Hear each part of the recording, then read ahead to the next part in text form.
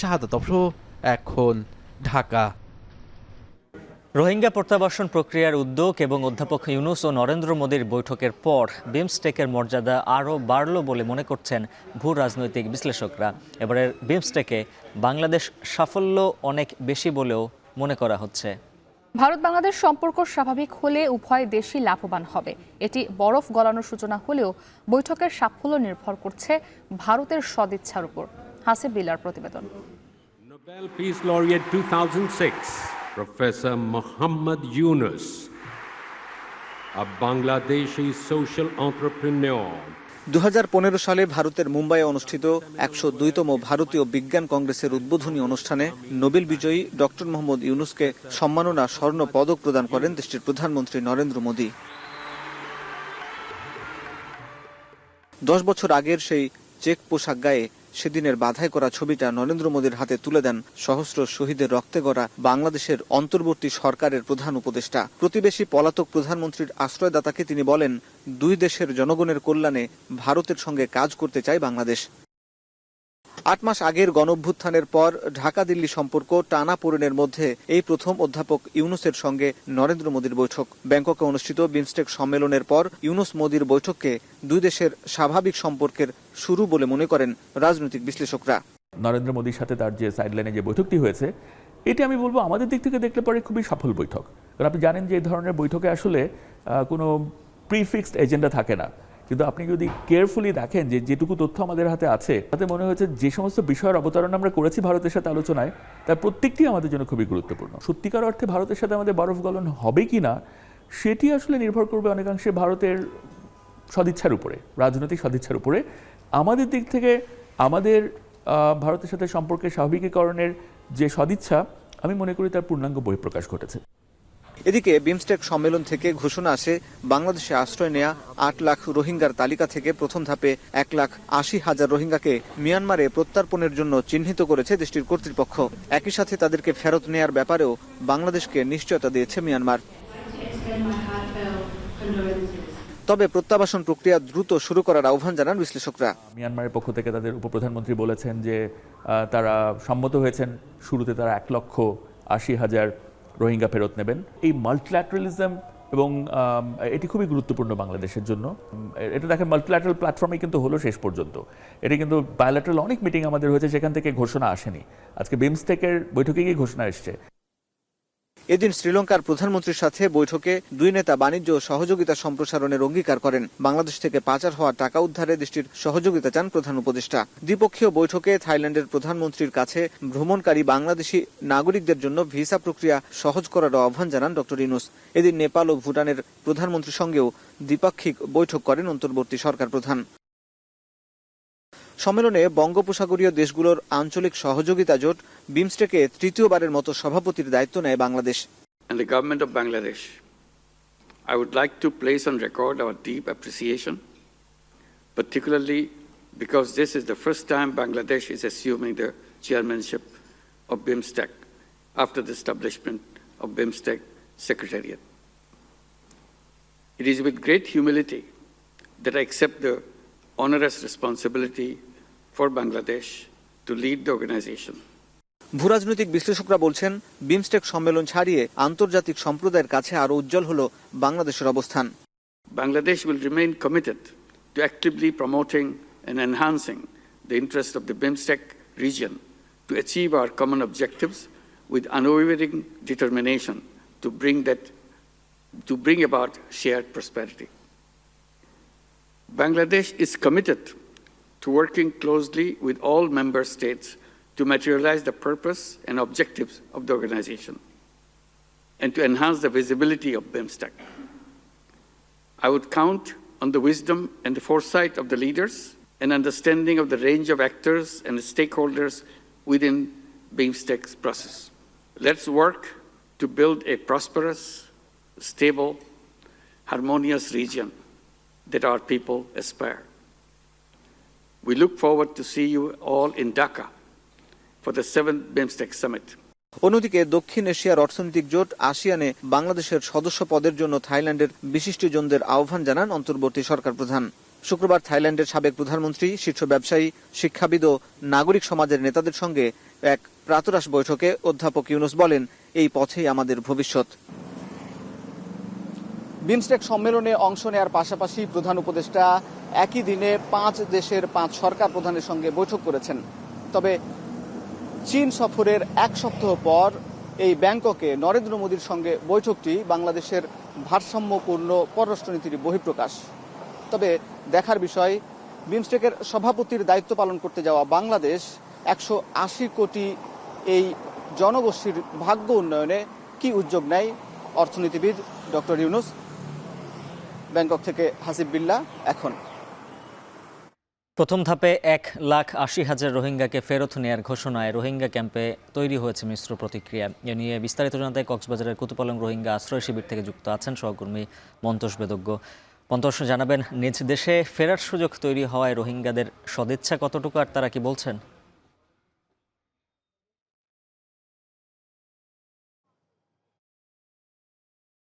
গালিব, আমরা অনেক রোহিঙ্গার সাথে কথা বলেছি। তারা যেটি বলছেন যে মিয়ানমারের পক্ষ থেকে যে 1,80,000 জনের ফেরার বিষয়ে সম্মতির যে কথা বলা হয়েছে সেটির ব্যাপারে তারা জেনেছেন এবং নিরাপদ পরিবেশ চান এবং সেই ফেরাটা যাতে টেকসই হয়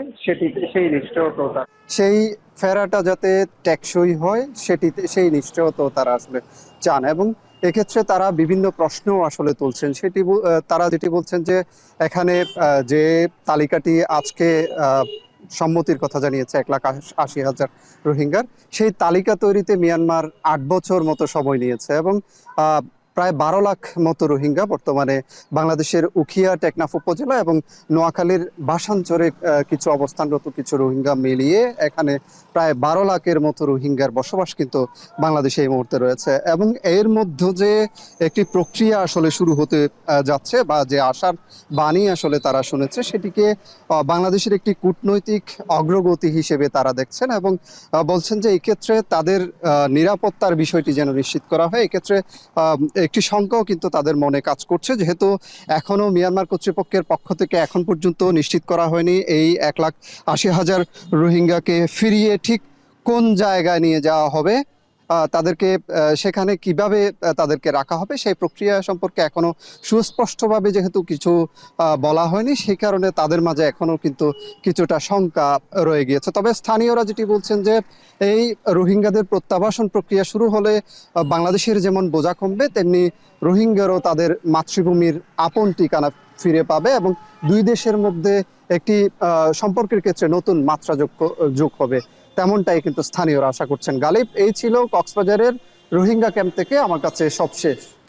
রোহিঙ্গা প্রত্যাবর্তন ইস্যু নিয়ে বিস্তারিত জানাচ্ছিলেন সহকর্মী মন্তোষ বেদজ্ঞ। মিয়ানমারের প্রধানমন্ত্রী বিমস্টেকের চেয়ারম্যানের দায়িত্ব গ্রহণের জন্য অধ্যাপক ইউনূসকে অভিনন্দন জানিয়েছেন। তিনি আশা প্রকাশ করেছেন বাংলাদেশের নেতৃত্বে আঞ্চলিক গোষ্ঠীটি একটি নতুন গতিশীলতার সাক্ষী হবে। মিয়ানমার প্রজাতন্ত্রের রাষ্ট্রীয় প্রশাসন কাউন্সিলের চেয়ারম্যান এবং প্রধানমন্ত্রী সিনিয়র জেনারেল মিন অং লাইং প্রধান উপদেষ্টা অধ্যাপক মোহাম্মদ ইউনূসের সঙ্গে সাক্ষাৎ করেছেন। শুক্রবার থাইল্যান্ডের ব্যাংককে 6ষ্ঠ বিমস্টেক শীর্ষ সম্মেলনের ফাঁকে সাক্ষাৎ করেন তিনি। শনিবার দুপুরে প্রধান উপদেষ্টার উপপ্রেস সচিব আবুল কালাম আজাদ মজুমদার এক বার্তায় তা জানান। সাক্ষাৎকালে ডক্টর ইউনূস গত 28 মার্চের ভূমিকম্পে মিয়ানমারে প্রাণহানির ঘটনায় গভীর শোক ও সহানুভূতি প্রকাশ করেছেন। এ সময় বাংলাদেশ থেকে মিয়ানমারে পাঠানো উদ্ধারকারী দলের কার্যক্রম সহ মানবিক সহায়তা বিষয়েও নিয়েও আলোচনা করা হয়। এছাড়া বিমস্টেকের পরবর্তী 7ম শীর্ষ সম্মেলন ঢাকায় অনুষ্ঠিত হওয়ার কথা রয়েছে। বাংলাদেশি গণমাধ্যমকে সত্য প্রকাশের মাধ্যমে বিদেশি গণমাধ্যমে হিন্দু নির্যাতনের মিথ্যা প্রচারণা মোকাবিলার আহ্বান জানিয়েছেন স্বরাষ্ট্র উপদেষ্টা জাহাঙ্গীর আলম। সকালে নারায়ণগঞ্জের লাঙ্গলবন্দে সনাতন ধর্মাবলম্বীদের মহা অষ্টমী স্নান উৎসব পরিদর্শন করে স্বরাষ্ট্র উপদেষ্টা আরও বলেন, বাংলাদেশে সব সময়ই সাম্প্রদায়িক সম্প্রীতি আছে। প্রতিবেশী দেশের সাথে তুলনা করে বলেন, এরকম সম্প্রীতি অন্য কোথাও নেই। ধর্মীয় ভাবগাম্ভীর্য যেন নষ্ট না হয় সেজন্য সতর্ক থাকার আহ্বান জানান স্বরাষ্ট্র উপদেষ্টা।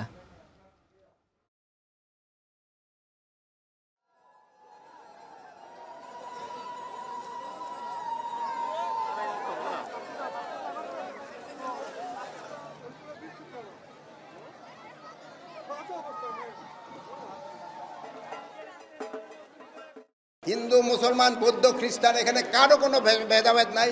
আমরা এখানে সবাই আমরা বাংলাদেশি এবং বাংলাদেশি হিসাবে আমরা এখানে কিন্তু সবাই আসছি। যে পরিস্থিতি খুবই ভালো। বিদেশি মিডিয়াও হয়তো আমাদের দেশে যাদের সাথে সম্পর্ক ভালো তারাও অনেক সময় চায় যে একটা মিথ্যা সংবাদ দিতে, বাট আপনারা সত্যি সংবাদ দিয়ে তাদের এটা আপনারা কাউন্টার করবেন এবং তাদের সেই সময় তাদের মুখে চুনকালি পড়বে। আর আমি আশা করব আপনারা সত্যি সংবাদ দেন। ঈদের ছুটি শেষে কাল থেকে খুলছে অফিস, আদালত, ব্যবসা প্রতিষ্ঠান। ফলে দীর্ঘ ছুটি শেষে কর্মস্থলমুখী মানুষের চাপ বেড়েছে ট্রেন, সড়ক ও নৌপথে। তবে ঈদ যাত্রায় না থাকলেও ফেরার পথে যাত্রী চাপে কিছুটা ভোগান্তি পোহাতে হচ্ছে। রাব্বি হোসেনের প্রতিবেদন। জীবন জীবিকার তাগিদে আবারও শেকড় ছেড়ে ঢাকায় ফেরা, ফাঁকা রাজধানীতে ফের ব্যস্ত হওয়ার পালা। তাই তো এ জনস্রোত কমলাপুর রেলওয়ে স্টেশনে। ঈদের লম্বা ছুটি শেষে রোববার খুলছে অফিস, আদালত, ব্যবসা প্রতিষ্ঠান। কিছু কিছু শিক্ষা প্রতিষ্ঠানও খুলবে। তাই তো ছুটি শেষে ঢাকামুখী মানুষের ভিড় ছিল চোখে পড়ার মতো। স্বস্তিতে ঈদ কাটিয়ে মানুষ ফিরেছে কর্মস্থলে। এবার ঈদ অনেক ভালো কেটেছে এবং ছুটিটা লম্বা হওয়ায় মানুষের আনন্দটা একটু বড় হয়েছে। আনন্দ উল্লাসে কাটছে, ফ্যামিলি নিয়ে মা বাবার কাছে যাইতে পারছি। সালামি নিছি, পায়েস খাইছি, দৌড়াদৌড়ি করেছি। তবে ছুটির শেষ দিন হওয়ায় এদিন চাপ ছিল অনেক বেশি। প্রতিটি ট্রেনে স্ট্যান্ডিং টিকিটের যাত্রী থাকায় দূরপাল্লার যাত্রা ছিল অনেকটা ভোগান্তির। যাওয়া আর সবকিছু বাড়িতে তো ভালোই ছিল, আসা একটু কষ্ট হয়েছে আর কি। কেবিন থেকে বের হয়ে আমি পচা বাথরুমে কেউ কিছু যেতে পারিনি। কেবিনের ছোট্ট যে করিডোরটা পুরা মানুষে বসে আছে। আসার সময় এত পরিমাণে ভিড় ছিল যে আমরা পঞ্চায়েত থেকে যে সিটে বসি সিটে উঠবো এরকম অবস্থা ছিল না। দু একটি ট্রেন বিলম্বে আসা যাওয়া করা ছাড়া এবারের ঈদ যাত্রা অনেকটা নিরবিচ্ছিন্ন ছিল বলে জানান কমলাপুর স্টেশন কর্তৃপক্ষ। এবার ঈদ যাত্রা ইনশাআল্লাহ আল্লাহর রহমতে অনেক সুন্দরভাবে সম্পন্ন হয়েছে। ঢাকা স্টেশনের সবগুলো ট্রেনই প্রায় সঠিক সময়ে প্রবেশ করেছে। শুধুমাত্র রংপুর এবং বুড়িমারি এক্সপ্রেস দুটো ট্রেন বিলম্বে প্রবেশ করেছে।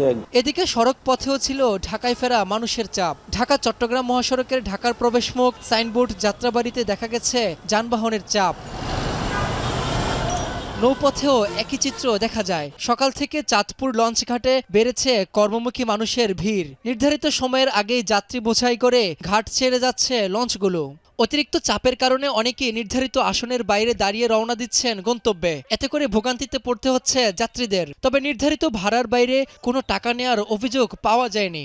অনেক সেফ মতো আসা যাওয়া করা যাচ্ছে, যেটা হচ্ছে সিকিউরিটিটা অনেক ভালো মেইনটেইন ছিল। এখন সবাই আবার টাকা যাইতেছে, এজন্য আর কি আজকে ভিড় অনেক বেশি।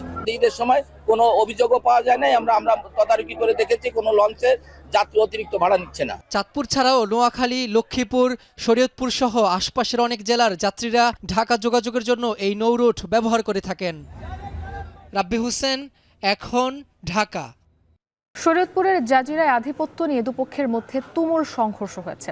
তবে লাঠি বা ধারালো অস্ত্রের পরিবর্তে উভয় পক্ষ ব্যবহার করেছে হাত বোমা।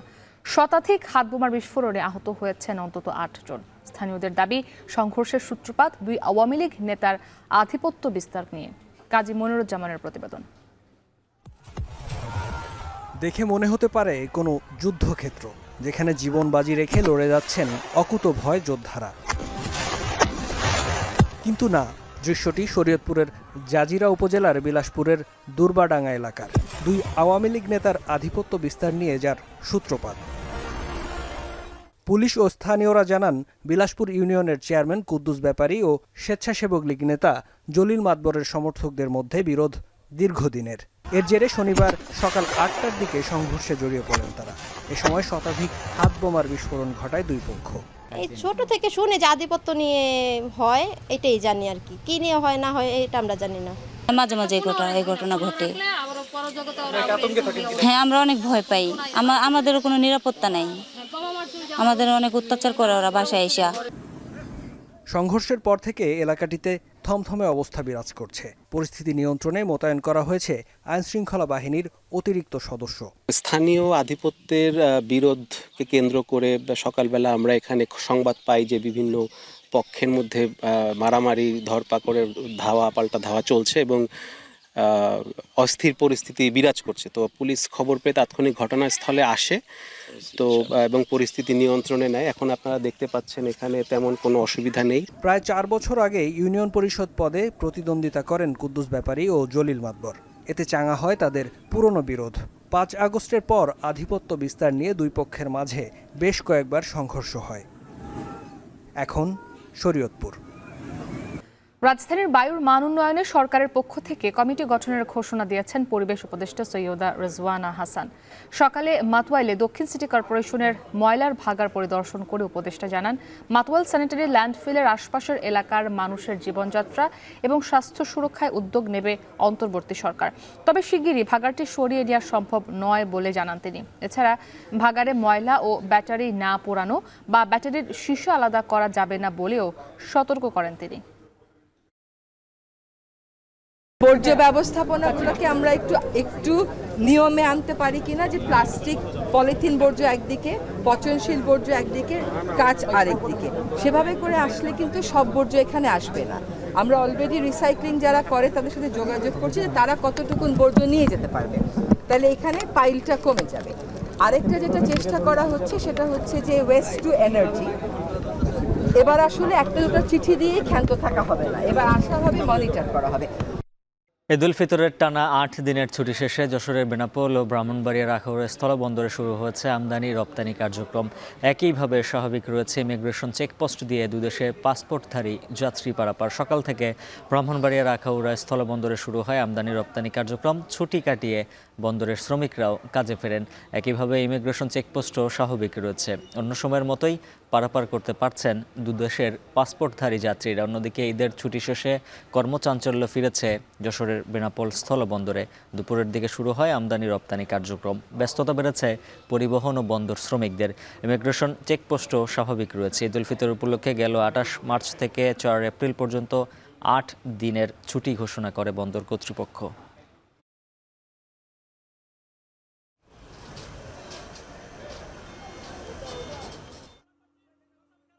পুরাতন ব্রহ্মপুত্র নদের পাড়ে আয়োজন করা হয়েছে হিন্দু সম্প্রদায়ের ধর্মীয় উৎসব অষ্টমী স্নান। পাপ মোচনের আশায় নদের দুই পারে নামে পুণ্যার্থীদের ঢল।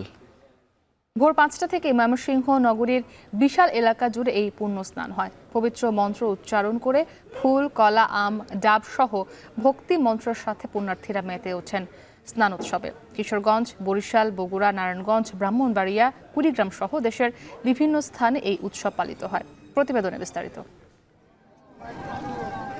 কলাপাতায় সাজানো ফুল, ফলসহ পূজা সামগ্রী, মন্ত্রপাঠ ও উলুধ্বনিতে মুখর ব্রহ্মপুত্রের তীর। সারা বছরের গ্লানি ও পাপ মোচন করতে এভাবেই অষ্টমী স্নান করেন হিন্দু সম্প্রদায়ের পুণ্যার্থীরা।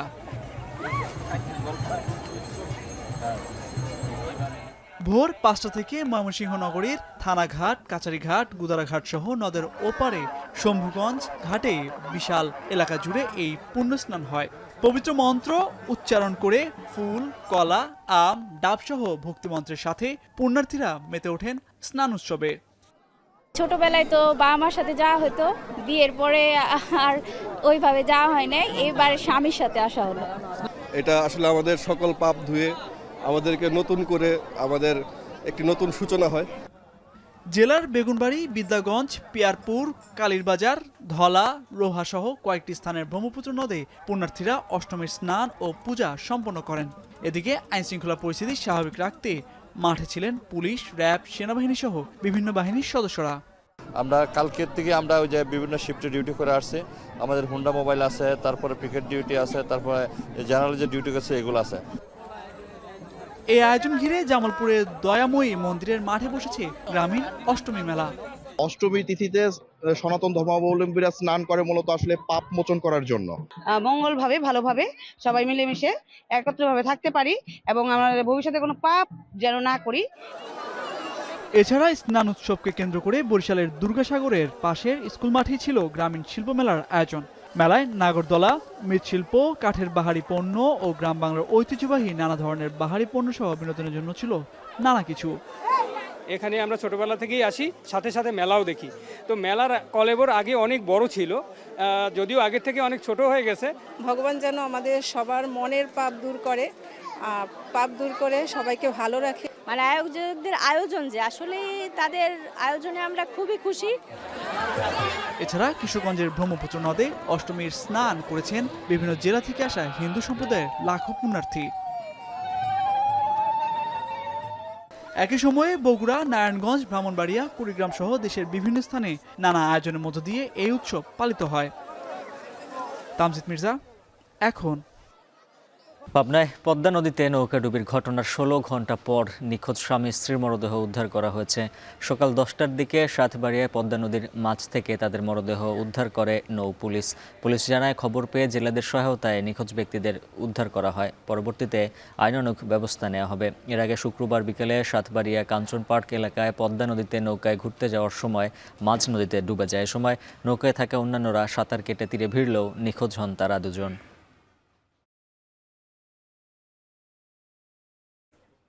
মিয়ানমারে ভয়াবহ ভূমিকম্পের সপ্তাহ পেরিয়ে গেলেও এখনও ধ্বংসস্তূপের নিচে চলছে জীবিত আর মৃত মানুষের খোঁজ। ভূমিকম্পে মৃতের সংখ্যা বেড়ে দাঁড়িয়েছে ৩,৩৫৪ জনে। এখনও নিখোঁজ ২২০ জন। গণতান্ত্রিক সরকারকে হটিয়ে সেনাবাহিনী ক্ষমতা দখলের পর থেকে বিপর্যস্ত মিয়ানমারের রাজনৈতিক, অর্থনৈতিক আর সামাজিক অবস্থা। ২৮ মার্চের ভূমিকম্পের পর আরও বিপর্যয় নেমে আসে। এরপরও বেশি ক্ষতিগ্রস্ত এলাকাগুলোতে পর্যাপ্ত ত্রাণ সহায়তা প্রবেশ করতে দিচ্ছে না জান্তা সরকার। ভূমিকম্পের পর বিরোধীদের উপর ৫৩ দফায় হামলার অভিযোগ উঠেছে জান্তার বিরুদ্ধে। যদিও ২ এপ্রিল থেকে সাময়িক অস্ত্রবিরতিতে সম্মত হয় দুই পক্ষ। ডোনাল্ড ট্রাম্পের পারস্পরিক শুল্কারোপ ঘোষণার পর টালমাটাল যুক্তরাষ্ট্রের অর্থনীতি। গেল দুদিনে $৫ লাখ কোটি বেশি বাজার মূল্য হারিয়েছে ওয়াল স্ট্রিট, যা ৫ বছরের মধ্যে সর্বোচ্চ। জেপি মর্গানের পূর্বাভাস বলছে, চলতি বছর মার্কিন অর্থনীতির মন্দায় পড়ার শঙ্কা ছাড়িয়েছে ৬০%। যদিও শুল্কারোপ নিয়ে নিজের সিদ্ধান্তে অনড় মার্কিন প্রেসিডেন্ট। নাফি আরমান মননের প্রতিবেদন। অর্থনীতিকে শক্তিশালী করার প্রতিশ্রুতি দিয়ে ডোনাল্ড ট্রাম্পের ক্ষমতা গ্রহণের ৩ মাসও পেরোয়নি, অথচ একের পর এক বিতর্কিত সিদ্ধান্তে অর্থনীতিকে খাদের কিনারায় ঠেলে দিচ্ছেন মার্কিন প্রেসিডেন্ট। এর সবশেষ সংযোজন পারস্পরিক শুল্কারোপ ঘোষণা। অপ্রত্যাশিত এই সিদ্ধান্তে গেল দুদিনে $৫ লাখ কোটি বেশি বাজার মূল্য হারিয়েছে ওয়াল স্ট্রিট, যা ২০২০ সালের করোনা মহামারীর পর সর্বোচ্চ। আর জানুয়ারিতে ডোনাল্ড ট্রাম্পের ক্ষমতা গ্রহণের পর এই সংখ্যা পৌঁছেছে প্রায় $৮ লাখ কোটি। চলতি সপ্তাহে প্রধান ৩টি সূচক ডাও জোন্স, নাসডাক ও S&P 500-এর দরপতন হয়েছে ৭ থেকে 10% পর্যন্ত। শুল্কারোপের কারণে প্রবৃদ্ধি কমার পাশাপাশি বেকারত্ব ও মূল্যস্ফীতি বাড়ার শঙ্কা জানিয়েছেন যুক্তরাষ্ট্রের কেন্দ্রীয় ব্যাংক ফেডারেল রিজার্ভের প্রধান।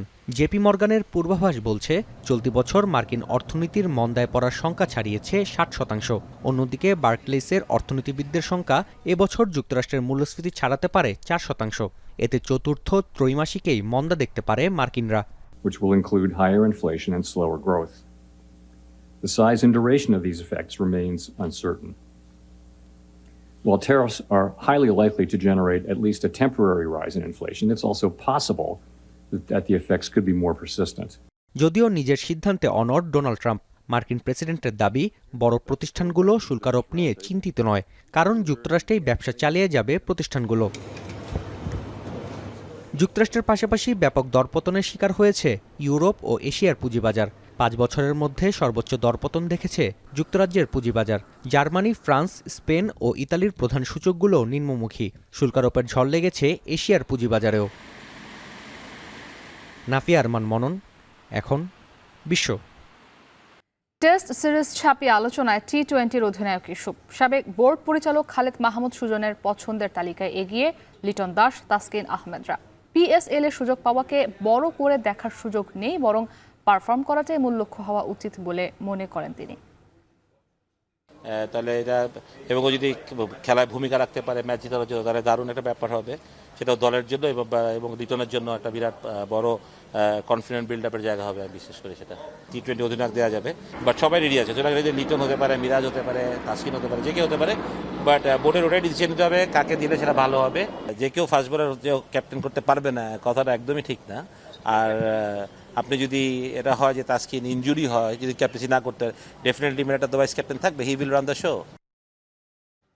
ডিপিএল এর মাঝপথে এই ঘরের মাঠে জিম্বাবুয়ে সিরিজ। জাতীয় দলের ক্রিকেটারদের ছাড়াই অনেকটা পথ পাড়ি দিতে হবে ডিপিএল এর অনেক ক্লাবকে। লিটন, নাহিদ, রিশাদরা খেলতে যাবেন PSL-এ, তবে চ্যালেঞ্জ মোকাবিলার জন্য প্রস্তুত দলগুলো। আর প্রতিবন্ধকতা থাকলেও টুর্নামেন্টের মাঝেই 80% বেতন পরিশোধের নজির আবাহনীর। আরিফুল ইসলাম সাহাবের প্রতিবেদন। ইচ্ছা থাকলে উপায় হয়। লিগ শেষ হয় কিন্তু বেতন পরিশোধ হয় না। ঘরোয়া ক্রিকেটে এমন অভিযোগ বহু পুরনো, তবে আবাহনী বরাবরই ব্যতিক্রম। চলতি ডিপিএলে ইতিমধ্যেই ক্রিকেটারদের ৮০% বেতন পরিশোধ করেছে দলটি। আর্থিকভাবে এবছর অনেকেই ক্ষতিগ্রস্ত হচ্ছে, সেই আর্থিকভাবে ক্ষতিগ্রস্তটাকে কাটিয়ে ওঠার জন্য পেমেন্ট সিস্টেমটা খুব ভালো করে চেষ্টা করেছি। ম্যানেজমেন্টের সঙ্গে কথা বলেন, ফার্স্টে একটা ভালো পেমেন্ট করেছি, ঈদের আগে আরেকটা পেমেন্ট করে প্রায় 80%, অলমোস্ট 80% পেমেন্ট ক্লিয়ার। আসন্ন জিম্বাবুয়ে টেস্ট সিরিজকে সামনে রেখে ১২ তারিখ থেকে শুরু হবে জাতীয় দলের ক্যাম্প। শীর্ষ দলগুলোর অনেক ক্রিকেটারকেই যোগ দিতে হবে ক্যাম্পে, সেটা নিয়েও আছে ভিন্ন পরিকল্পনা। টেস্ট প্লেয়াররা হয়তো বা সেই ম্যাচে আনঅ্যাভেলেবেল হওয়ার একটা সম্ভাবনা রয়েছে, যদি সেটা হয়ে থাকে সব টিমের জন্যই সেটা ঘটবে। আর যদি আমরা সবাইকে পাই সেটা তো আমি হ্যাপি থাকবো, আমি চাই যে আসলে আমার পুরো দল নিয়েই খেলার জন্য। বাট যদি বোর্ডের কোনো সিদ্ধান্ত হয় সেটাকেও আমরা সাপোর্ট করার চেষ্টা করব। প্রথম টেস্টের পর পিএসএল খেলতে যাবেন নাহিদ রানা। ডিপিএল এর বাকি সময়টাই গতিময় এই পেসারকে পাবে না আবাহনী। তবুও ক্রিকেটারদের এনওসি পাওয়ার বিষয়টাকে ইতিবাচকভাবেই দেখছেন দলটির কোচ হান্নান সরকার। যদি আমরা 12 তারিখের ম্যাচে নাহিদকে পাই সেটা এক ধরনের প্ল্যান হবে, আর যদি না পাই সেটা এক ধরনের প্ল্যান হবে। তবে নাহিদকে এনওসি যে দেওয়া হয়েছে পিএসএল এর জন্য, আমার মনে হয় যেটা পজিটিভভাবে চিন্তা করা শুধু নাহিদ না, বাকি যাদেরকে রিশাদ, লিটন যারাই যাচ্ছে, তাসকিন, আমার মনে হয় যারাই যাচ্ছে, আমার মনে হয় সবাইকে এনওসি দেওয়ার এই বিষয়টা কিন্তু কালচারটা গত বছর আমি যখন সিলেকশন প্যানেলে ছিলাম তখনই আমাদের মধ্যে আলোচনা হচ্ছিল যে আমরা। আরিফুল ইসলাম সাহাব, এখন ঢাকা। শেষ করবো এখন দুপুর। তার আগে শিরোনামগুলো আরও একবার। ইউনূস মোদি বৈঠকের পর সম্পর্ক ইতিবাচক ধারায় ফেরার আশা বিশেষজ্ঞদের। অপপ্রচার বন্ধ সহ ভিসা কার্যক্রম জোরদার নিয়েও আলোচনা। সেটার প্রকাশ আপনি পাবেন, আপনার ভিসাটা খোলে কিনা, ট্রেন চলাচল শুরু হয় কিনা, সীমান্ত হত্যাকাণ্ড কমছে কিনা। রোহিঙ্গা প্রত্যাবাসনের পথ তৈরি হওয়ায় বিমস্টেক থেকে প্রাপ্তি প্রত্যাশার চেয়েও বেশি। নিরাপদ ও স্বেচ্ছা প্রত্যাবাসন দাবি রোহিঙ্গাদের।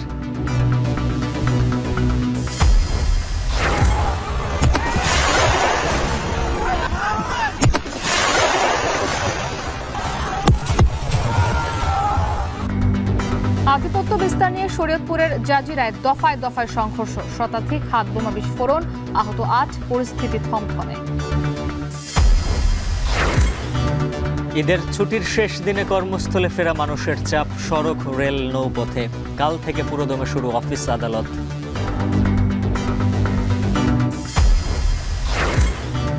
এবং 3 দিনে যুক্তরাষ্ট্রের শেয়ার বাজার থেকে $5 লাখ কোটি হাওয়া। মন্দার সংখ্যায় মার্কিন অর্থনীতি, ক্ষতিগ্রস্ত হবে বিশ্ব বাণিজ্য। এই ছিল এখন দুপুরের আয়োজনে। এখন টেলিভিশন ওয়েবসাইটে দেখতে ভিজিট করুন এখন.tv। ফেসবুকে দেখুন facebook.com/tv.এখন, আর ইউটিউবে দেখতে ভিজিট করুন youtube.com/c/echontv।